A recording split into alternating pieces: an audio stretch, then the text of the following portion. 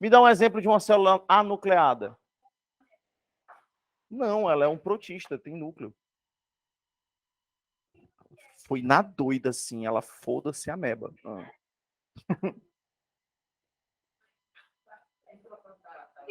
Tá, sim, senhor. Bactérias são procariontes, tem núcleo, só não tem carioteca.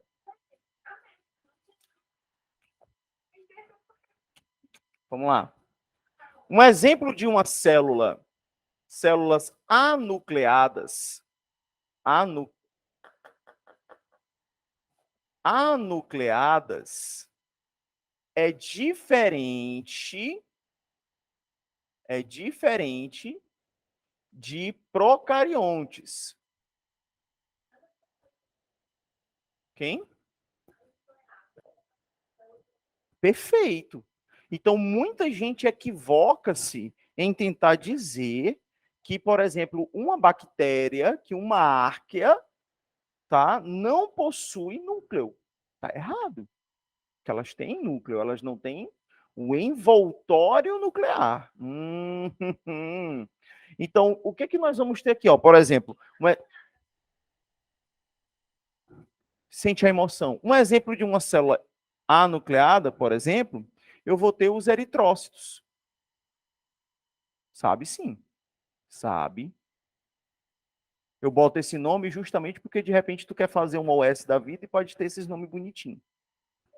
Os eritrócitos são popularmente conhecidos como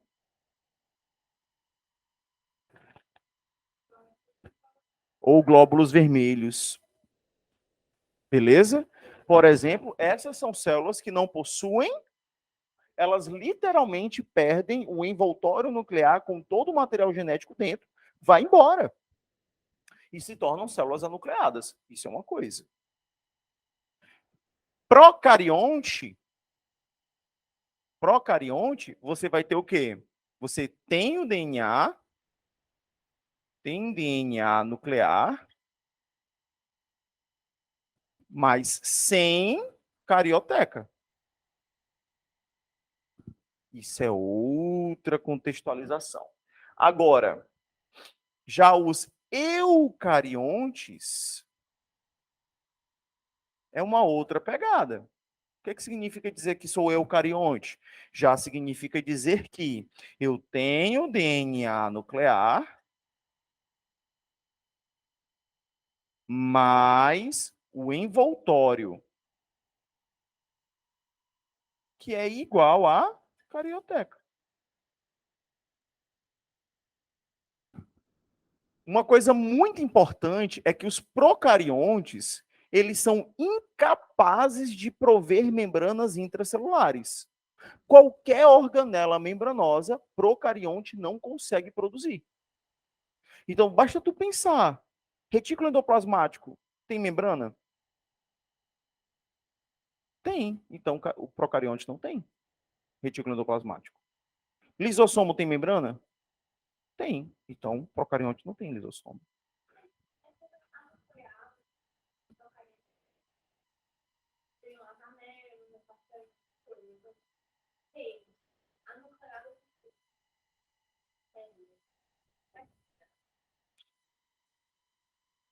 Me explica novamente aí a tua concepção.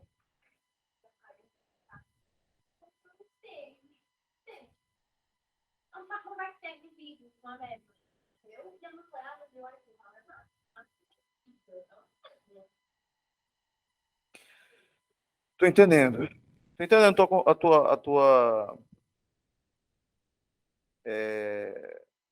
a tua concepção. Mas deixa eu te mostrar uma coisa aqui. Tá? Só vou te mostrar aqui uma coisa. Olha isso aqui.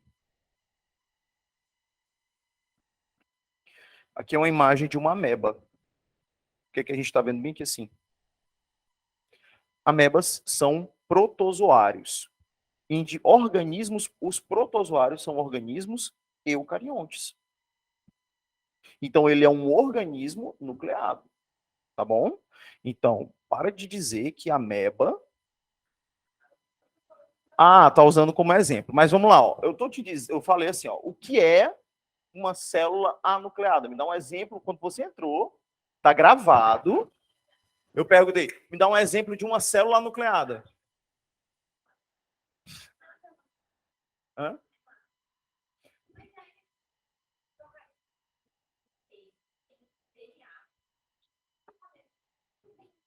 Perfeito, perfeito. São, são tipos de células, eles não são uma classe. Porque isso aqui foi muito bem. Foi perspicaz. Oi. Não, infelizmente você entrou, você caiu numa arapuca, a qual você vai ter que participar da aula agora. Caguei. Olha, ela tá bem junina, né? Tá camponesa. Feliz São João, viu? Feliz mês de junho, tamo junto. Tchau, tchau. Então vamos aqui, ó.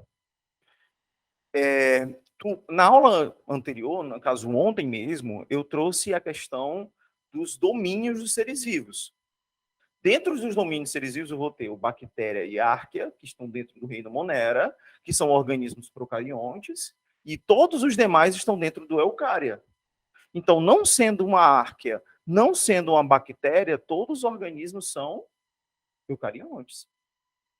Tem núcleo. Aí, no caso, eu peguei uma célula, eu não falei um ser.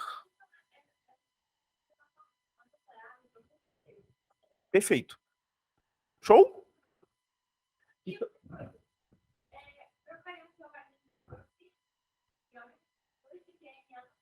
Perfeito. Pronto. É esse paradigma que eu quero quebrar com vocês. O núcleo é onde está sendo armazenado a carga genética de um organismo. Porque é no DNA aonde eu vou ter o quê? O painel de controle, como pode dizer, o código de síntese proteica daquele organismo. Mesmo uma bactéria, ela interage, manda RNA mensageiro para os ribossomos para a síntese de suas proteínas, assim como um eucarionte. Portanto, o material genético nuclear, ele está ali para codificar o RNA mensageiro. Esse é o papel dele. Então, basicamente, o DNA, ele leva a receita do bolo para as proteínas que serão produzidas naquela célula. Por isso que se eu tiver qualquer tipo de variação no teu material genético, eu vou produzir proteínas aberrantes, que vão resultar em membranas aberrantes ou numa configuração celular aberrante. E aí, se essa célula for de um pluricelular, se aquela célula ela é aberrante, se ela é bizarra, ela vai gerar um tecido bizarro, porque ela faz mitose. E esse tecido bizarro vai desconfigurar um órgão. E é por isso que nós temos órgãos que estão perdendo funcionalidade devido à origem de células bizarras, o famoso câncer. Esse tipo de mitose de células bizarras, a gente não chama simplesmente de crescimento celular, a gente chama de metástase, que é justamente uma forma de proliferação de um tecido bizarro. Show? Tá massa? Então vamos aqui, ó. Procariontes, né? Tem DNA nuclear sem carioteca. Eu vou ter aqui representados pelas bactérias e pelas árqueas.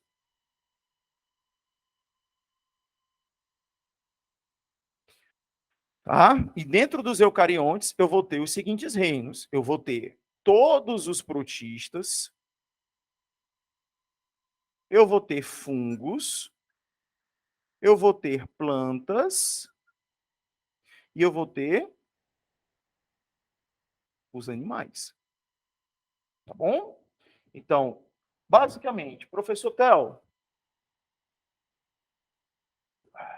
o que é a carioteca?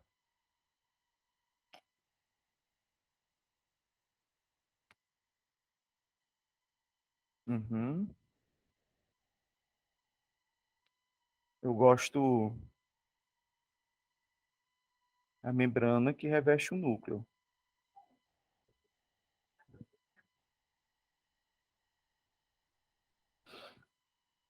Que DNA é esse que fica solto no citoplasma falando aqui do procarionte?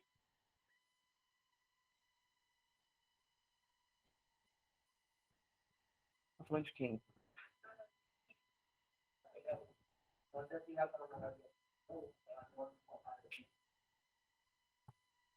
Ok, Ju.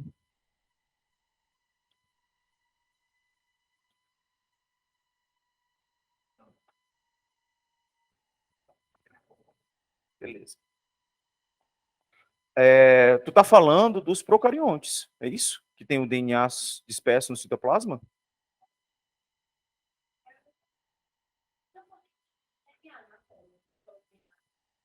Não. Você vai ter nos procariontes 2 DNAs, por exemplo.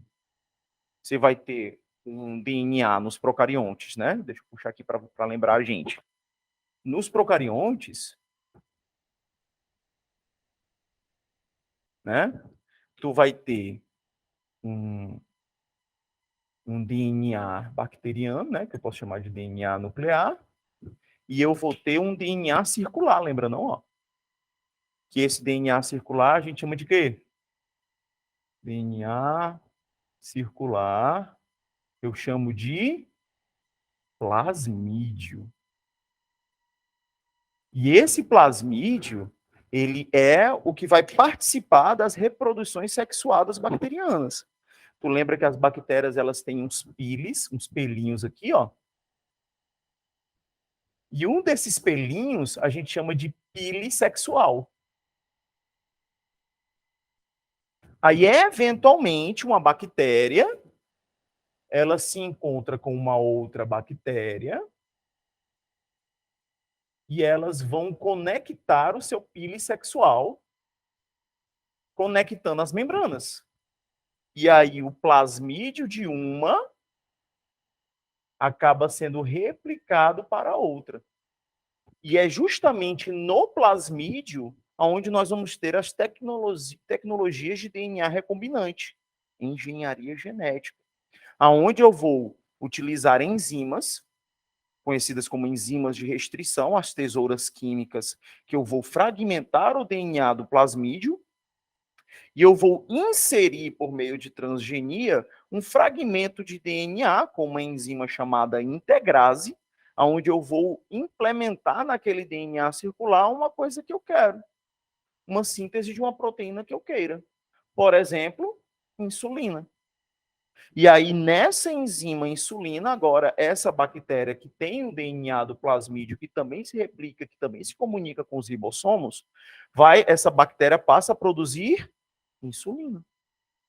100% da insulina que é aplicada hoje, salvando aí milhões de pessoas todos os dias, é uma insulina produzida por bactérias. Antes ela era extraída do pâncreas de porcos ou de gente morta. Tá massa? Deu para entender aí? Então vamos lá. Então nós temos aqui, ó, por exemplo, numa bactéria, 2 DNAs. Numa célula eucarionte, dentro dela eu vou encontrar que tipos de DNA? Vamos supor, numa célula vegetal, quais os DNAs que eu posso encontrar dentro de uma célula vegetal? Sim.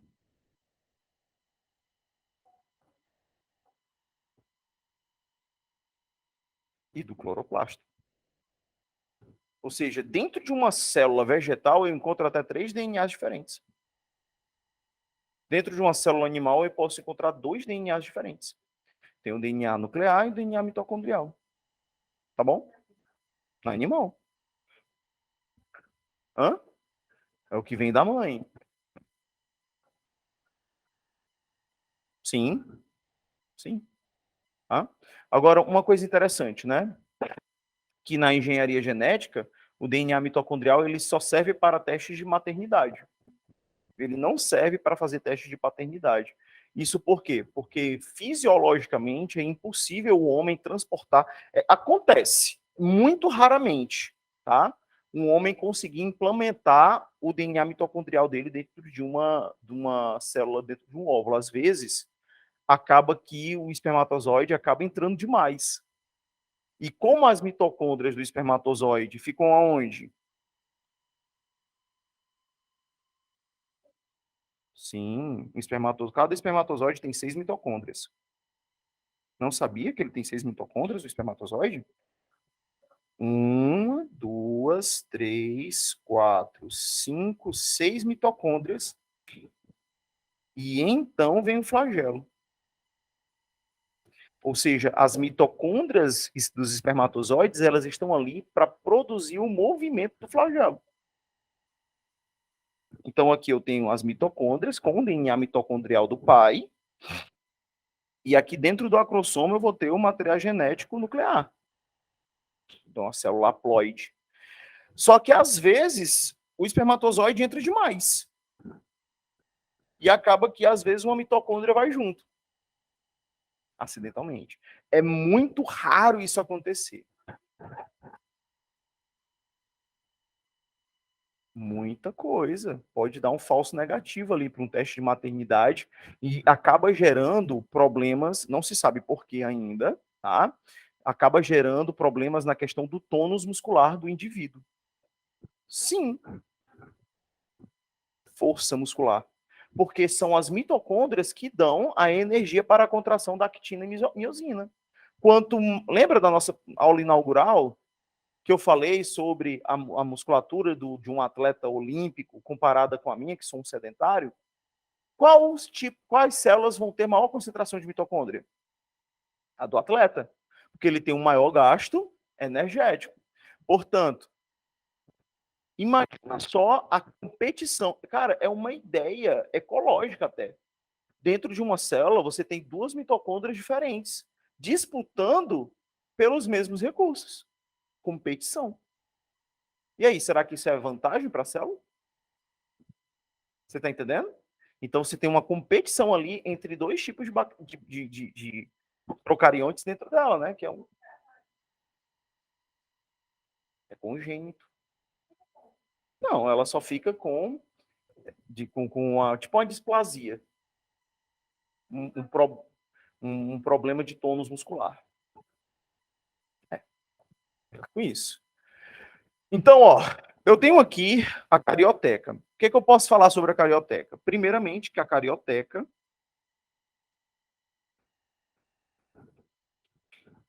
ela é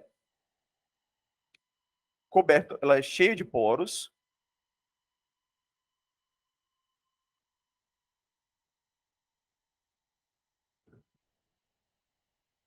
Que a gente pode chamar de poros nucleares, tá? Ela possui uma membrana interna e externa, dupla membrana. É uma membrana lipídica semelhante à da membrana nuclear, mas ela não é uma membrana que possui mosaico fluido, ou seja, ela é menos flexível, menos maleável do que uma membrana convencional. Então, eu tenho uma membrana lipídica, mais proteínas agregadas.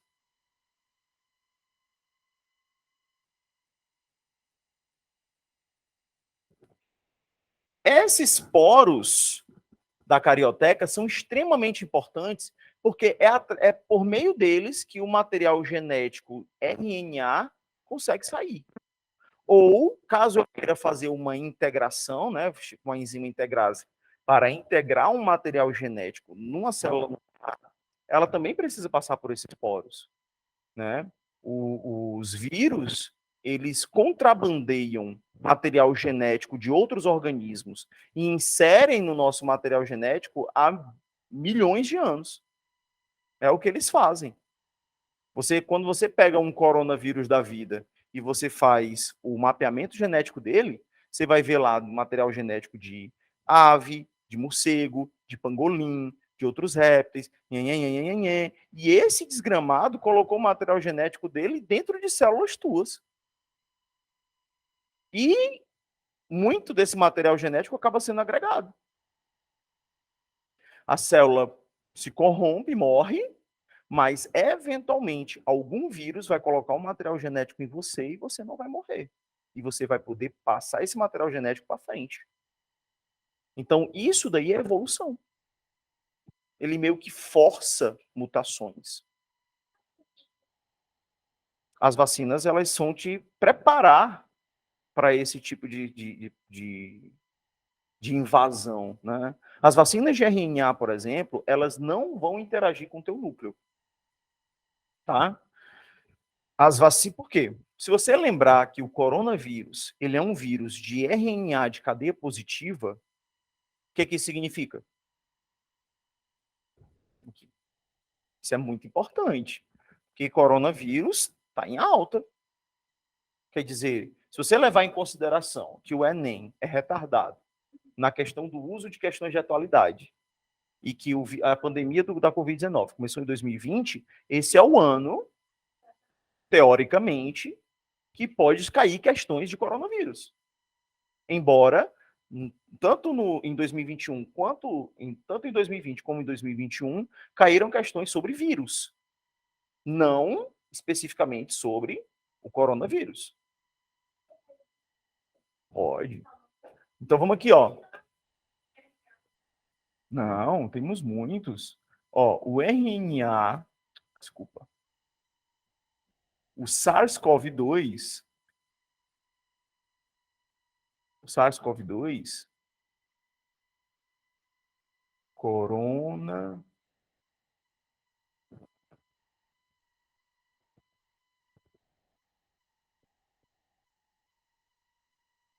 coronavírus.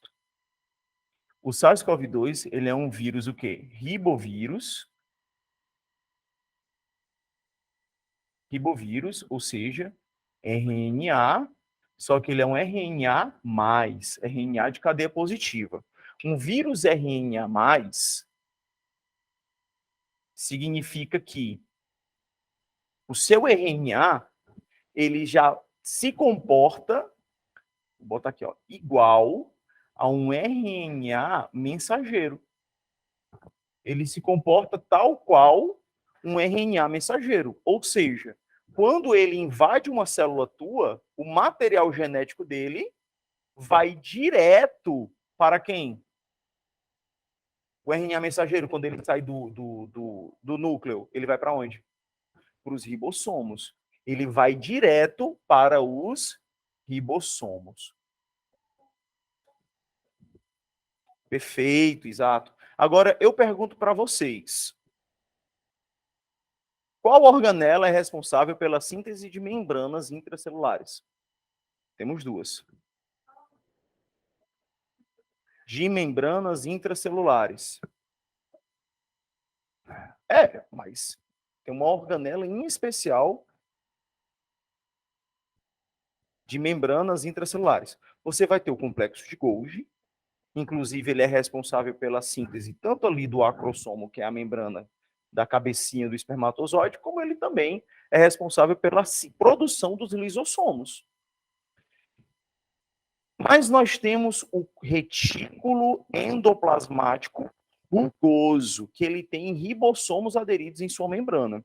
Portanto, para a síntese de membranas do coronavírus, ele vai fazer o uso do ribossomos reticulares.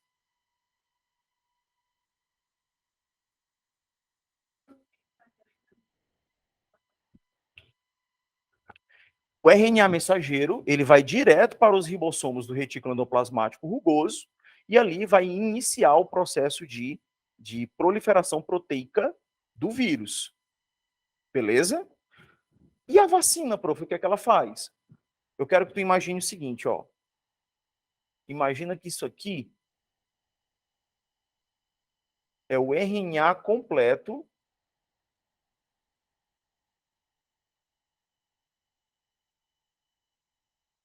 do coronavírus, tá? Isso aqui vai produzir o capsídeo dele, esse fragmento aqui é o capsídeo, isso aqui vai estimular a produção das espículas proteicas, né, das proteínas spike, tá? Só que esse fragmento aqui, ele é responsável pelo envoltório viral, ou melhor, envelope. Aí o que é que a vacina faz? Ela pega esse fragmento aqui e ela coloca dentro de uma injeção. Quando esse material genético, que é um fragmento de RNA positivo, ele entra na tua célula, o teu ribossomo reticular só vai saber fazer uma coisa, o quê? O envelope viral. Isso aqui não é responsável pelo envelope viral? Aí, quando eu coloquei dentro dessa vacina que apliquei em ti, quando alguma célula tua absorver esse material genético exógeno, acredite, suas células adoram DNA exógeno, elas absorvem, elas trazem para dentro, vai direto para o teu ribossomo reticular, e ele vai produzir membranas que estão em volta do coronavírus. Aí teu corpo fica cheio de uma proteína estranha. E aí o teu corpo ataca essa proteína. Quando vem o coronavírus inteiro, que ele entra no teu corpo, e ele possui esse envelope, o teu corpo, opa, eu já conheço isso aqui. Então ele neutraliza o envelope viral. Então tu já fica treinada contra ele, sem que o material genético dele tenha interagido contigo por completo.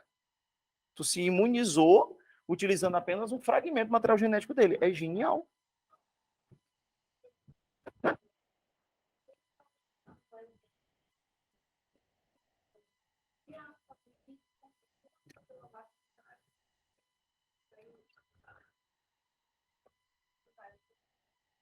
Bem menores, porque como ele é de RNA mensageiro, ele não vai se integrar com o teu. Qual tipo de vírus gera células aberrantes? Calma. Mas tem vírus que causam câncer. Qual? Gente, vírus que causam câncer. Tem um importantíssimo. Falei no Vector. Ela sempre tá. Ela já perdeu 3 carros comigo já.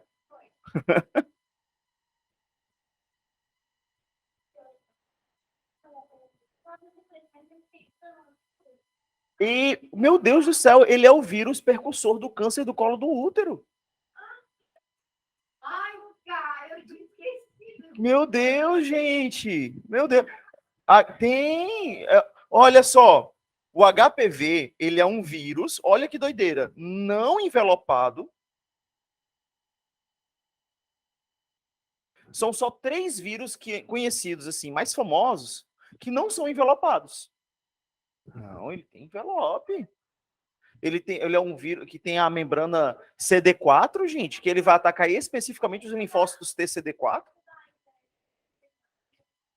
Ele faz transcriptase. Ele é um. Não existe, primeiro, não existe vírus com os dois materiais genéticos. Mas ele não faz dentro dele, ele faz numa célula. Então, ele não é um vírus que tem DNA e RNA, ele é um vírus de RNA, ele é um ribovírus que faz transcriptase dentro da célula, ou seja, ele é um retrovírus. Vírus de transcrição. Só existe um vírus que já foi encontrado, os dois materiais genéticos dentro dele. Quem lembra qual é? Foi um vírus que deu um mimimi desgramado. Fala assim para mim, ó. Foi um vírus que gerou um mimimi. Fala. Mimivírus. O nome do vírus é o mimivírus. É um. Não, ele não tem uma doença conhecida. Ele foi descoberto no final dos anos 90. Quando olharam dentro dele, encontraram os dois materiais genéticos, mas também descobriram que ele tinha a enzima transcriptase, ou seja, eventualmente ele conseguia fazer transcrição de material genético ainda dentro dele. Então, na verdade, ele era um ribovírus, um retrovírus, que conseguia fazer transcrição. Então, ele não tem os dois materiais genéticos, ele tem um e transcreve. Então, vamos lá. Ele é um vírus não envelopado de ciclo lisogênico. O que é o ciclo lisogênico? Só existem 2 ciclos virais. Lítico. Lítico e lisogênico.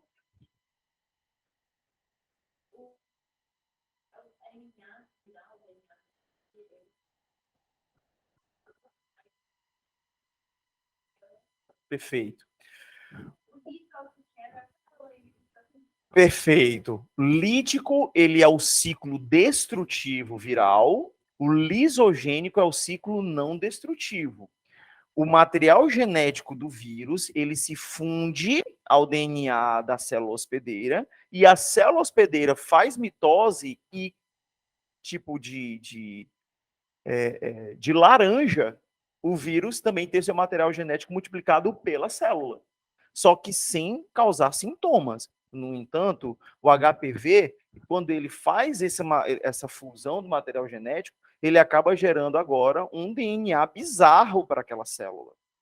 Porque quando você meteu aquele DNA viral, aquela tua célula que estão ali presentes dentro do colo do teu útero, elas não estão mais se comportando como deveriam estar.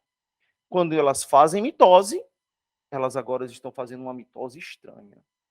E aí agora, pelo menos para mulheres sexualmente ativas, é recomendado o exame. Qual o exame? Hã? Qual o nome do exame? Papa Nicolau. Não, cara, não é querer demais, não. Qual é o nome esse vírus aqui? HPV. Tu sabe que isso aqui é uma sigla. Qual é o nome do vírus? Não. Tá em ordem do inglês. Esse vírus aqui, HPV,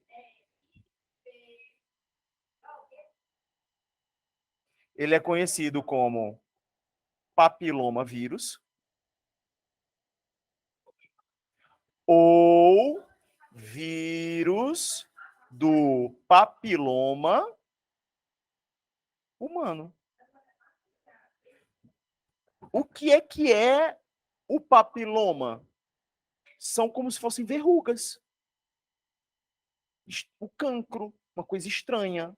Aí, quando o médico, o que é o Papa Nicolau? Que exame é esse? Ele vai colocar uma espátulazinha que ele, ó, abre o canal vaginal e ele com a lanterninha, aquele óculos assim, né? Ele vai olhar o quê? O colo do útero. É uma análise visual do colo do útero para perceber se tem o quê? Verrugas. Se tem uma deformação ali no colo do útero. E aí, se ele detectar isso, ele alerta HPV. Ele pega e fala: olha, provavelmente seu parceiro também está contaminado. Então, ele tem que fazer o tratamento e você também. Uma raspagem, quimioterapia de abacate para poder destruir aquelas células e, por tabela, o vírus. Entendeu? Eu sei que a aula não tem nada a ver com isso aqui, o que eu estava programado para hoje, mas é extremamente válido e importante vocês saberem isso aqui. Quais são os outros vírus não envelopados? São mais dois.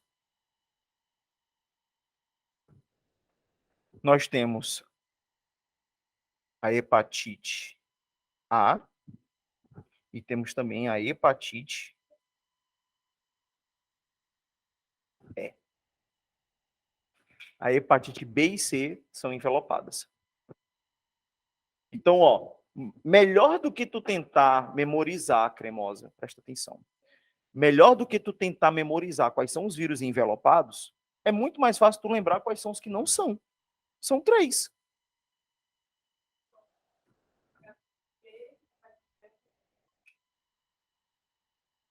Os de outros são envelopados. Gostou?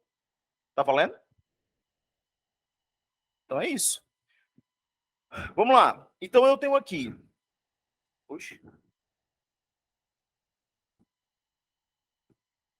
Ah, tá ótimo. Então, aqui dentro, ó, eu tenho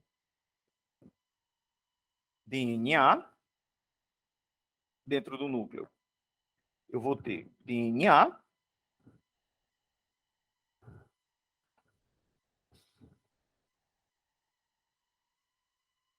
E eu vou ter um outro granulo aqui dentro.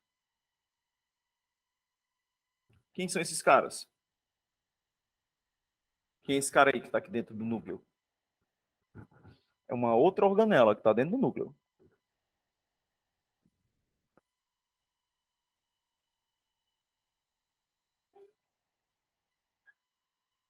O nucleolo. Qual a função do nucleolo?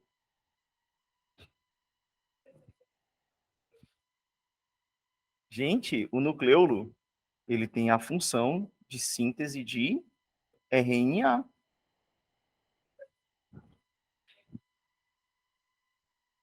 Não. RNA é um material genético, é um ácido nucleico, não é uma proteína. Mas é importante tu saber.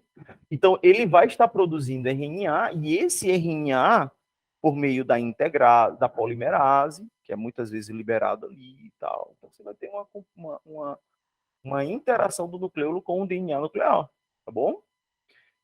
E aí você vai ter, dentro desta célula, você vai ter aqui, ó, a mitocôndria também,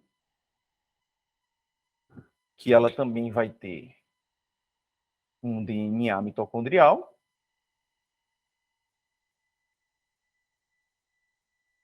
tá? E a função do DNA, ele codifica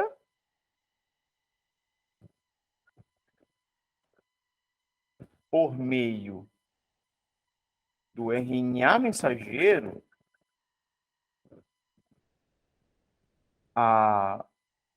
os códons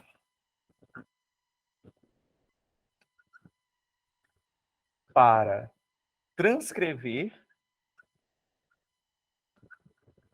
as proteínas.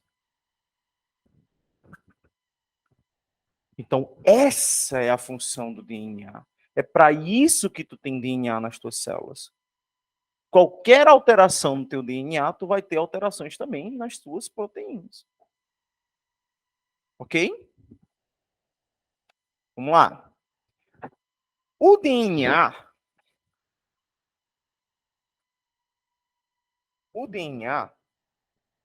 ele é composto pelos seguintes nucleotídeos. É isso aqui que vocês sabem, né? Adenina, timina, guanina, citosina. Perfeito. Adenina, timina, guanina e citosina. Dessas bonitas aí, nós temos bases nitrogenadas, que são púricas, e temos as que são púricas e pirimídicas. Quando eu chamo de purina, eu estou falando a mesma coisa de ser púrica. Pirimídica é a mesma coisa de ser uma pirimidina. Ok? Então, quem são as purinas? Água. É por causa lá do bizuzinho, né? Quem são purinhas? Adenina e guanina. Quem são purinhas? Adenina e guanina. A água. Purinha é a água, tá bom? Então, adenina e guanina são purinas. Timina e citosina são pirimidinas. Se você escolher esse sufixo aqui para falar sobre elas, você vai ter que aplicar tanto numa como na outra. Porque se você for falar pirimídicas, essas aqui são púricas. Tá entendendo? O sufixo muda. Depende muito do jeito que você fala. Se você falar purinas, essas aqui são pirimidinas. Ok? Questãozinha da US. Já tem o que falar, né? Beleza. Em relação às pontes de hidrogênio.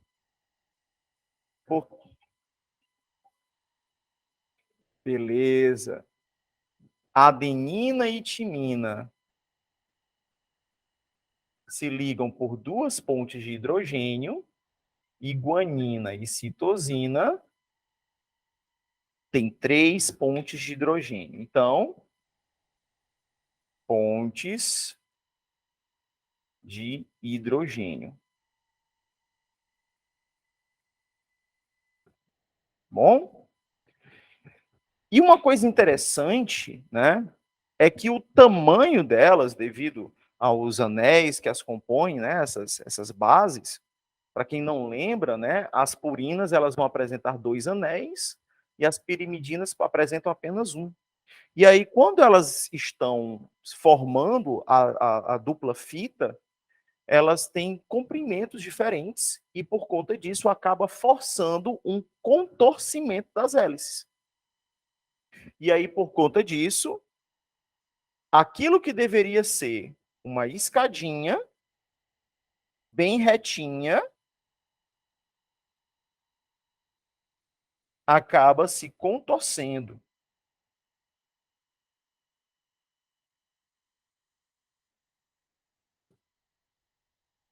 Então você tem o DNA, ele possui uma dupla fita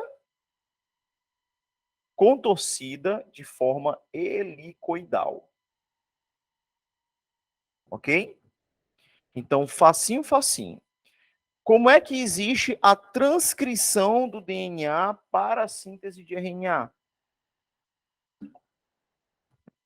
Quem é que vai chegar junto ali? Não. Chega primeiro a polimerase. A polimerase, ela vai agregar em uma das fitas. E aí ela vem descendo.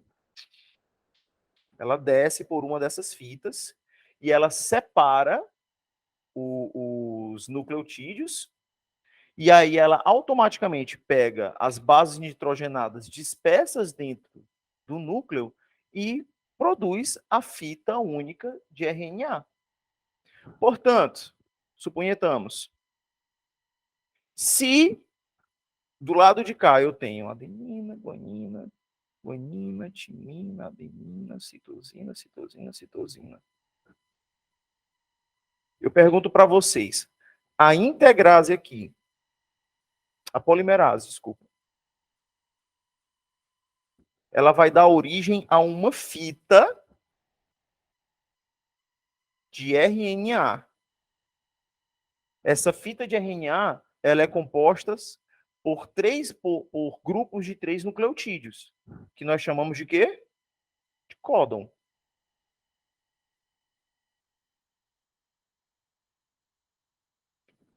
Analisando esse material genético aqui, me digam qual é esse RNA que eu estou produzindo aqui. Perfeito. Então, aqui, ó, adenina, bem que assim, ó, uracila, citosina, citosina. Aqui, adenina, uracila, guanina. Aqueles últimos dois ali, guanina, guanina.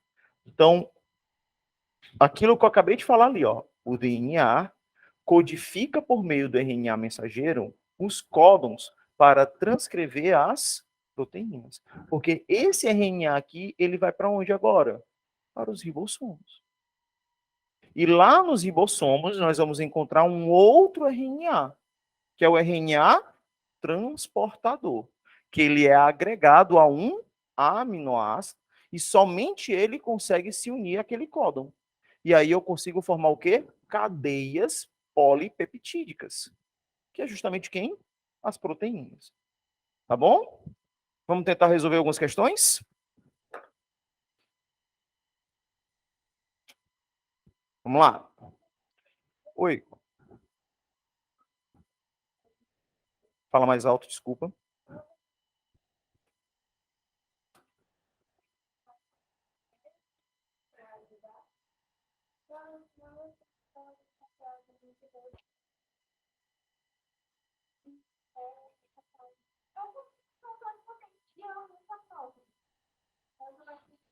O problema é que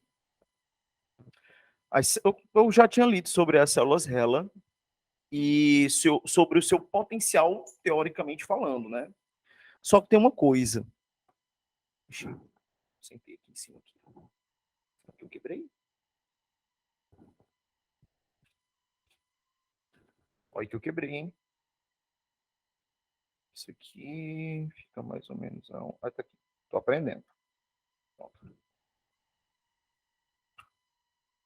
Ah,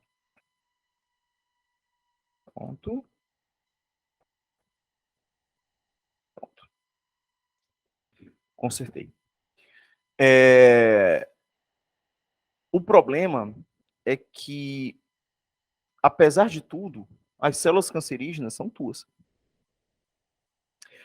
E o maior desafio é conseguir direcionar qualquer tipo de célula reparadora para onde precisa ser reparado. Porque as células, elas tanto podem se especificar em células suas saudáveis, como ela também pode se codificar em células cancerígenas.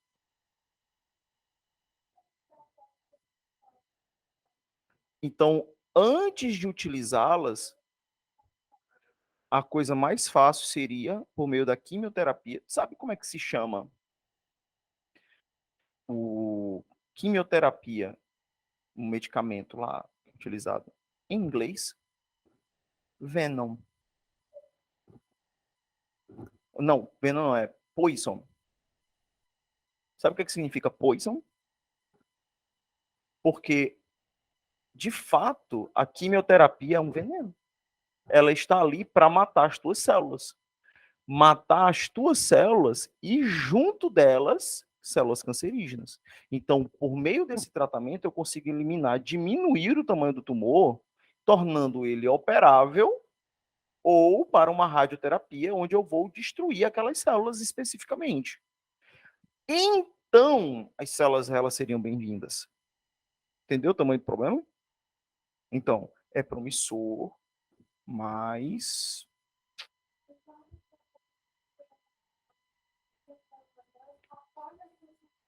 isso. As células elas são muito mais eficientes para o processo de regeneração tecidual do que propriamente para eliminar um câncer. Elas não são uma cura, elas são um tratamento. Massa? Vamos lá. Qual filme?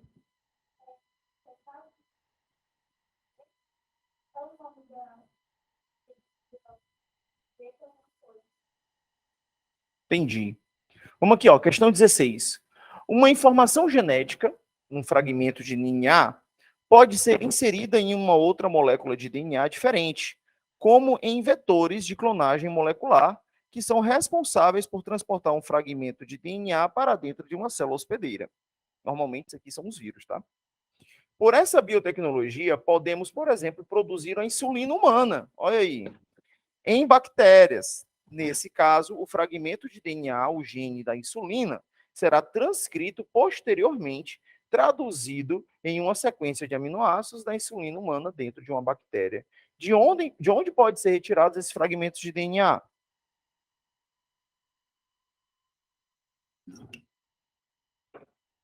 E aí?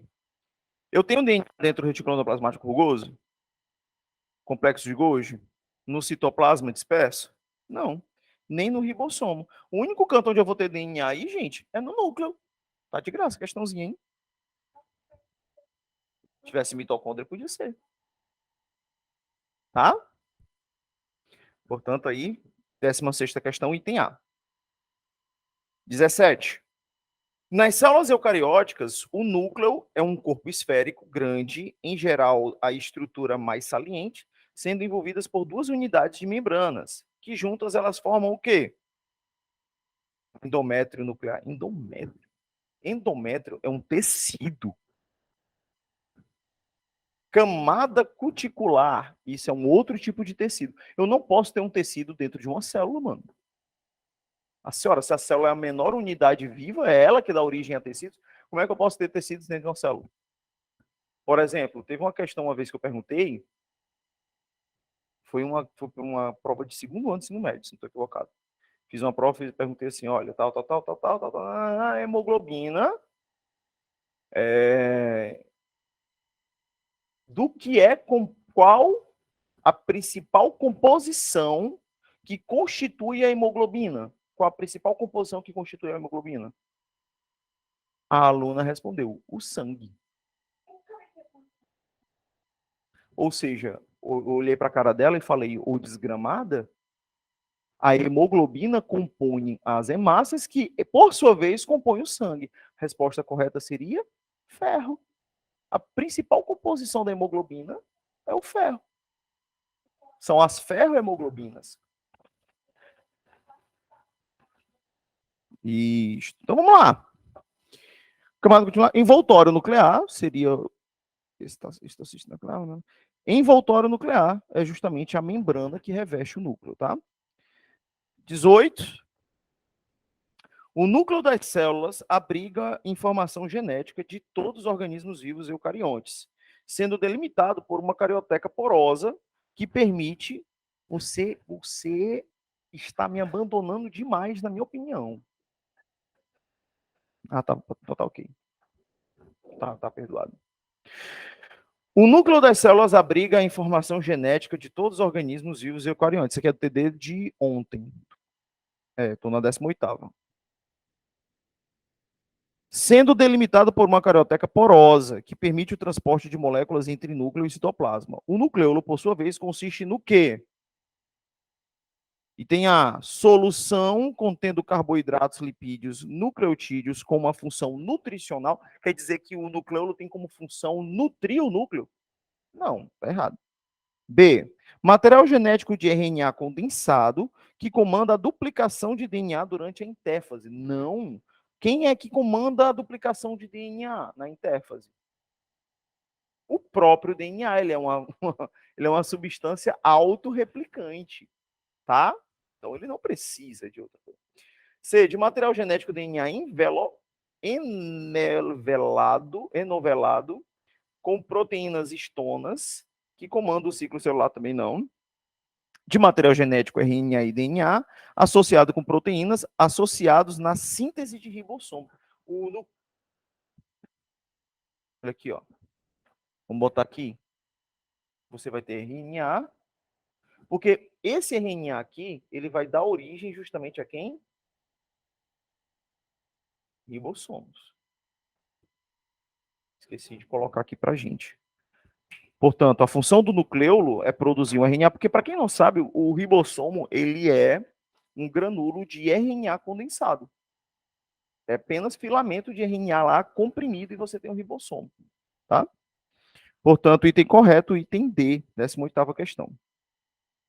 Essa 19 aqui, essa aqui é legal, viu? Eu quero ver se tu é boa mesmo. Essa tabela ela relaciona alguns códons e alguns respectivos aminoácidos. Os dados da tabela permitem concluir que o peptídeo formado pela sequência de aminoácidos foi codificado pelo seguinte trecho de uma das fitas de moléculas de DNA. Vamos lá, qual foi? É só tu olhar o códon e ver com qual códon consegue se encaixar com alguma fita que está abaixo aí. E aí? Ó, para se encaixar, por exemplo, com A ou G, qual é o códon que eu tenho que ter do outro lado? Eu preciso ter TAC, né? Eu tenho algum TAC, eu tenho algum TAC aí? Onde? Por que tá errado? Não, ele fala algum. Algum. Ele não fala de todos. Ó, dados da tabela podem concluir que o peptídeo formado pela sequência de aminoácidos foi codificado pelo seguinte trecho. É um trecho de uma das fitas da molécula de DNA. Porque se tu for procurar de todos, nenhum vai ser compatível. Se eu pegar aqui embaixo aqui esse UGU, o GU tem que ser o quê? ACA, né? Ó, onde é que eu vou encontrar o ACA? Aqui, ó, é o terceiro. É o terceiro do item C, o ACA. Tá vendo? Esse UUC, quinto. Esse GGA tem que ser o quê? CCT, né? Ó, tá aqui. Esse AUC tem que ser o quê? TAG. Tá aqui, ó. Então é o item C. É compatível sim, viu? É compatível sim. Item C de concha. Vamos nós. Saideira desse TD.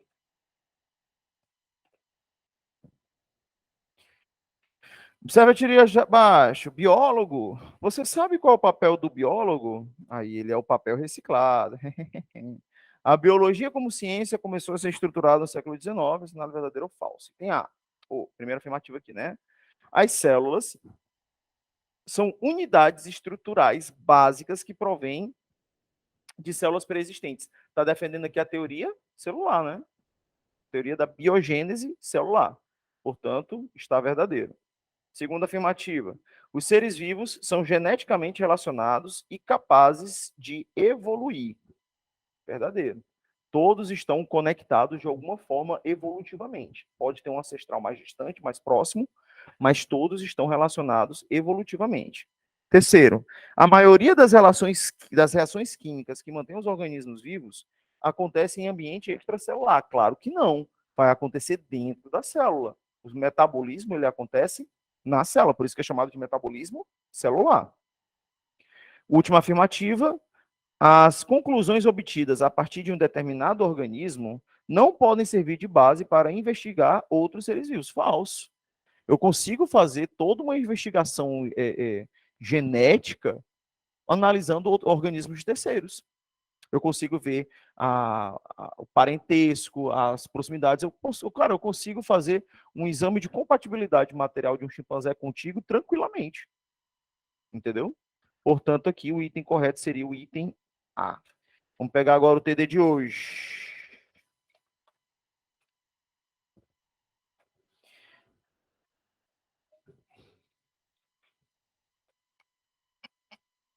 Já foi, então. Nessa terceira aí, a que tu já é craque, que já fez 15 vezes. O nível metabólico de uma célula pode ser determinado pela taxa de síntese de RNA. O que significa esse RNAS aí, gente? Uhum.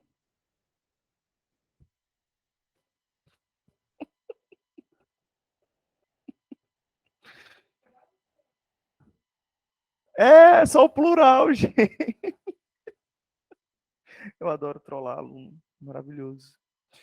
E proteínas? Processos dependentes de energia. Essa diferença de taxa de síntese de biomoléculas é refletida na abundância das características morfológicas dos componentes celulares.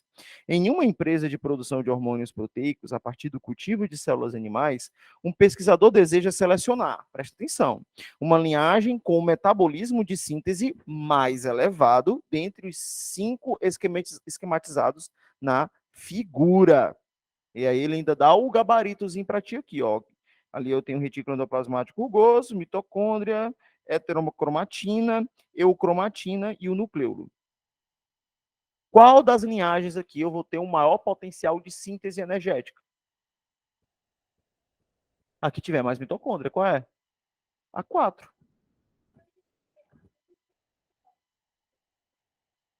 Mas aí ele fala aqui ó, de síntese. Mas essa daí, a 4, ela tanto tem mais mitocôndria, como ela também tem mais retículo endoplasmático rugoso. Então, ela tanto tem mais energia, como ela consegue produzir mais proteínas. Não. A heterocromatina, ela só vai ajudar no processo da síntese das cromátides.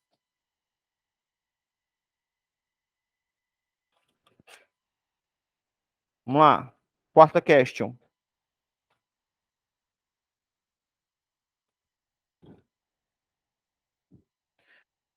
Célula eucariótica apresenta em seu citoplasma diferentes organelas que exercem funções vitais e podem ser observadas na imagem abaixo. Considerando o esquema do desenho observado, assinale a alternativa que correlaciona corretamente o número da imagem com a organela e sua função. Vamos lá. A do número 1, ele está apontando aqui para uma mitocôndria, representa uma mitocôndria responsável pela digestão intracelular. Falso. Se você quiser puxar o gancho aí, você puxa aí lisossomos, e como é uma célula animal, também os vacúolos.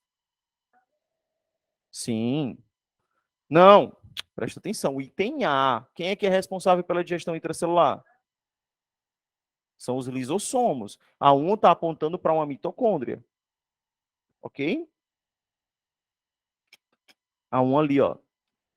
Então, numa célula animal, quem é que faz digestão intracelular? Lisossomos e vacúolos. Tá bom? 2. O número 2 representa o núcleo. Cadê o 2? O núcleo responsável por dar forma e sustentação à célula. Quem dá forma e sustentação à célula, quem são? São os microtúbulos, né? O citoesqueleto. Portanto, não. 3. Deixa eu ver aqui o 3, que está apontando para onde? Está apontando para o nucleolo. Representa o nucleolo, ok. Responsável pela síntese de RNA ribossomial, ok. Beleza, verdadeiro, item C. Citoesqueleto, os microtúbulos.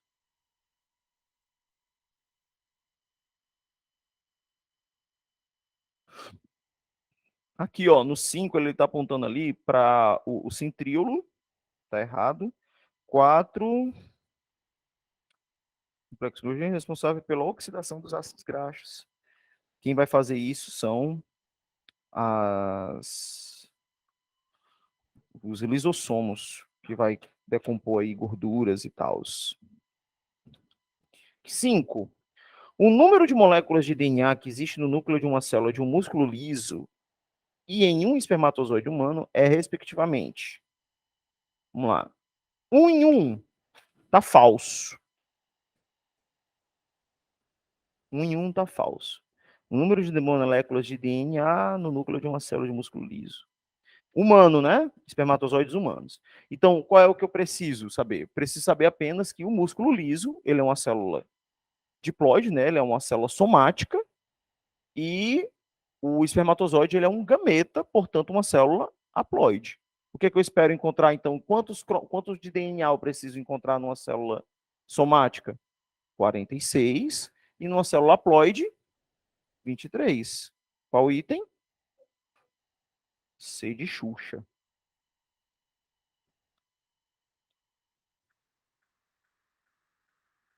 Vamos lá, nenéns. Analisa a figura abaixo das estruturas relacionadas. A única que não define a célula acima como eucariótica é o quê? Lembra que eu falei?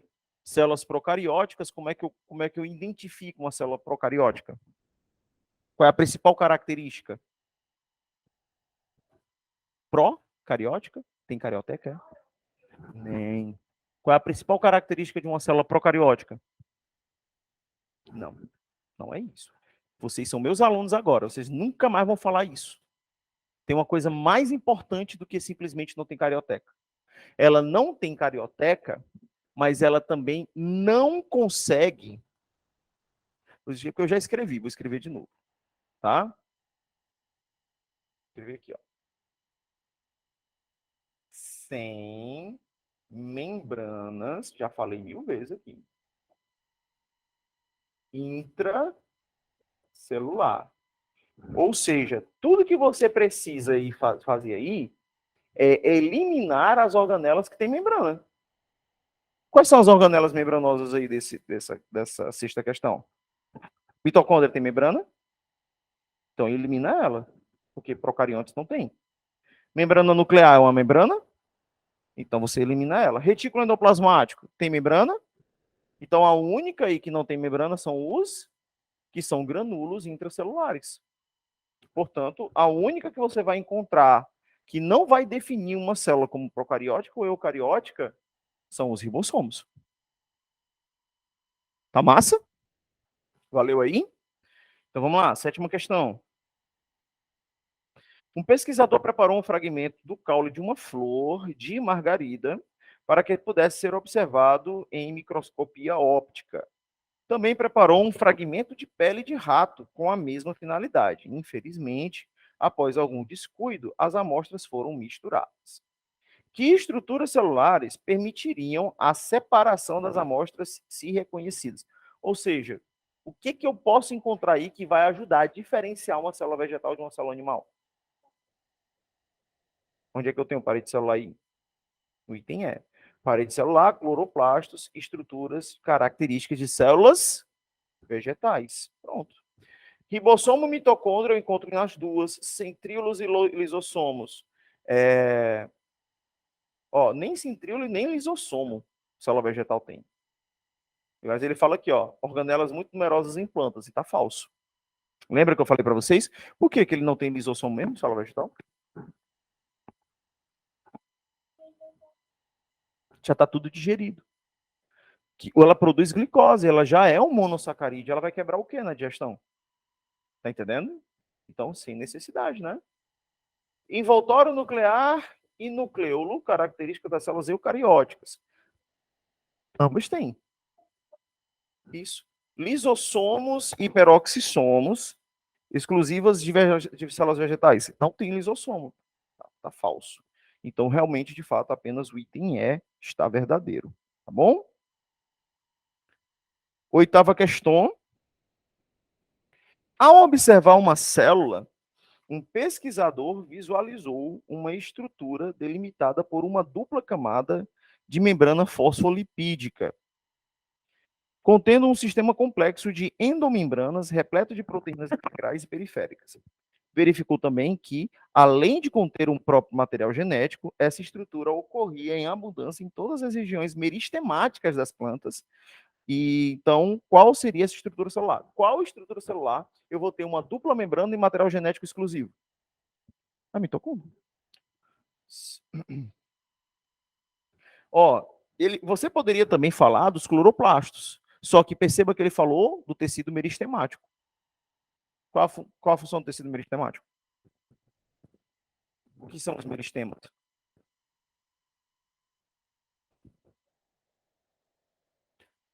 É um tecido, não é uma parte. É um tecido meristemático. Qual a função dele? Tecido meristemático, gente. Vocês querem que eu bote aqui? Vou apagar aqui o primeiro quadro, tá? Nós vamos ter dois tipos de tecidos vegetais, né, gente? Especificamente. Assim, abrangendo, né? Eu tenho um tecido meristemático e o tecido parenquemático.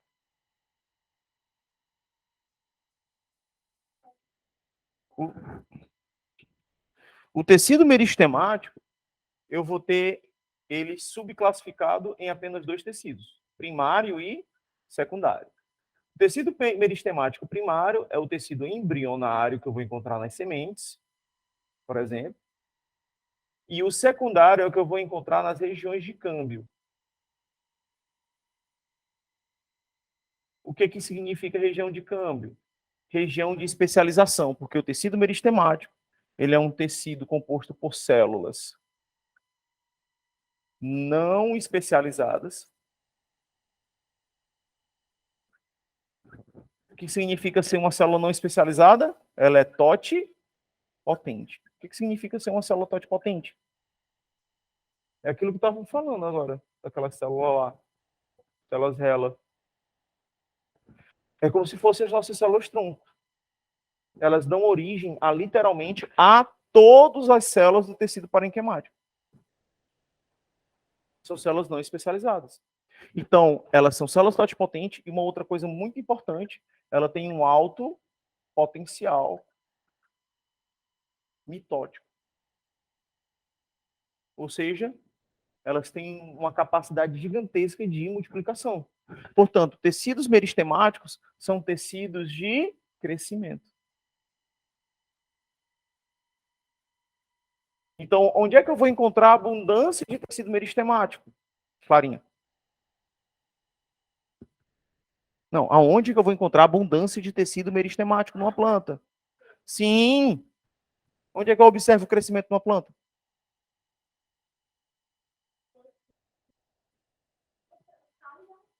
Cresce, mas tem uma região específica que cresce mais. Eu vou encontrar uma abundância de tecido meristemático nas gemas apicais, nas gemas laterais e nas raízes. Ok? Então, em todas as extremidades da planta, eu vou encontrar uma abundância de tecido meristemático. Nas raízes, ali debaixo da coifa, aquele capuzinho que protege a raiz, nas pontas das arestas dos galhos e na região central dela, do caule, se for um caule, principalmente se ele for um caule aéreo vertical. Por isso que se você corta a região meristemática, os hormônios, né, as auxinas, se dispersam no vegetal, fazendo que as outras regiões cresçam mais rápido. Por isso que em algumas plantas a poda estimula o crescimento dela. E no parenquimático, eu vou encontrar quem? Ah, aí eu vou encontrar muito tecido, eu vou encontrar tecido de parenquimático de sustentação, de secreção, de síntese, de armazenamento, né? De revestimento. Então, são diversos tecidos aí que eu vou encontrar. Então, todo tecido especializado dela, eu vou encontrar lá, né? O colênquima, o esclerênquima e o parênquima, constituindo ali os tecidos parenquimáticos, tá bom? Vamos lá, amores.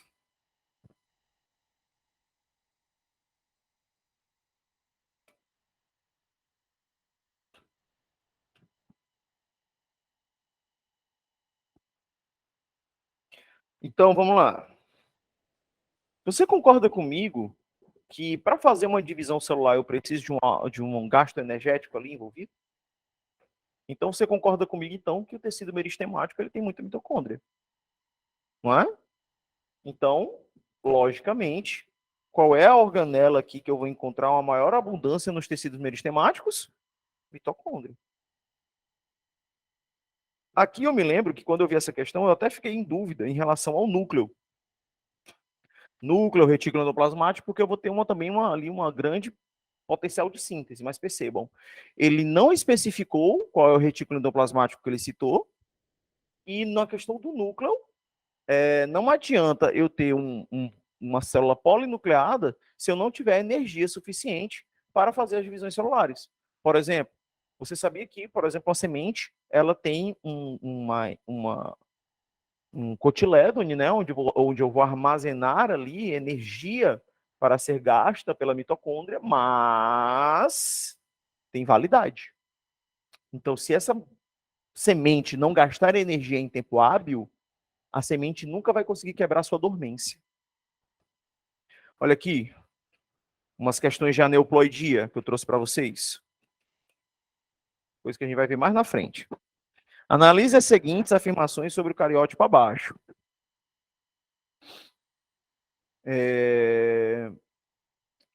Primeira, é o cariótipo de uma mulher normal. Onde é que eu observo aqui? Lá no cromossomo 23, eu tenho o que ali? Eu tenho uma trissomia, né? Eu tenho XX e Y. Portanto, se tem Y, não pode ser uma mulher. Tá? 2.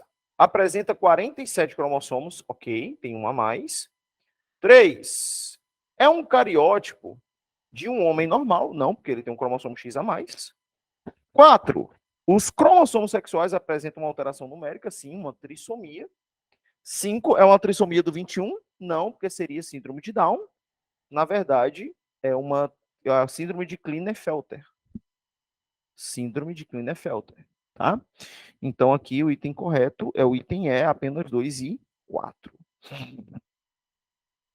Bom? A síndrome de Klinefelter é uma das desordens cromossômicas mais comuns, ocorrendo de 1 para 500 e até de 1 para 1000 nascidos vivos do sexo masculino. A causa genética da síndrome foi descrita pela primeira vez por Harry Klinefelter em 1942. A síndrome consiste na presença do cromossomo X a mais no homem, resultando um cariótipo 47XXY. Para responder à questão, leia o texto base. Sobre as anomalias cromossômicas, marque a alternativa correta, item A. A anomalia cromossômica observada na síndrome de Klinefelter é do tipo estrutural, falso. É uma anomalia numérica, é uma aneuploidia. Então, circula aí essa estrutural e escreve do lado que é numérica, é uma trissomia, não é estrutural. Me dá um exemplo de uma mutação estrutural.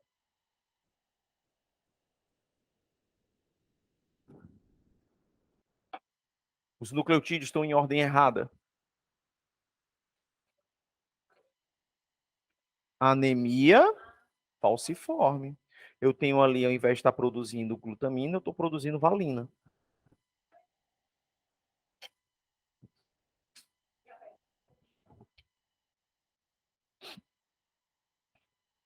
Diabetes? Não, não. A diabetes, ela é uma condição ambiental, você infringe isso. Se você pode ter... Não, tem gente que nasce, mas aí é uma bizarrice. É,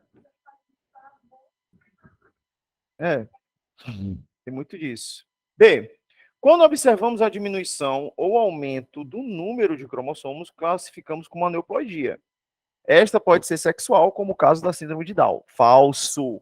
O síndrome de Down, você puxa aí, circula e coloca do lado autossômica. Ou seja, é uma mutação não sexual. Tá bom? C. Mutações cromossômicas numéricas são aquelas que não modificam a quantidade de cromossomo. Falso. Ora, se é numérica, pô. Ah, vai brincar com o outro. D. A alteração cromossômica numérica são caracterizadas pelo rearranjo da estrutura cromossômica. Falso. São caracterizadas não pela questão estrutural, mas por uma questão numérica. Altera o número para mais ou para menos. Tá bom? E tem E. O exame mais indicado para o diagnóstico de síndromes provocados por alterações cromossômicas numéricas, como da síndrome de Klinefelter, é a análise do cariótipo. Perfeito. Beleza? Então, finalizamos aí mais uma aula de biologia com o professor Theo Sucupira. Beleza, gente. Espero que vocês tenham curtido mais esta aula. Giovana, valeu, Giovana. Boa noite, viu? Até a próxima aula.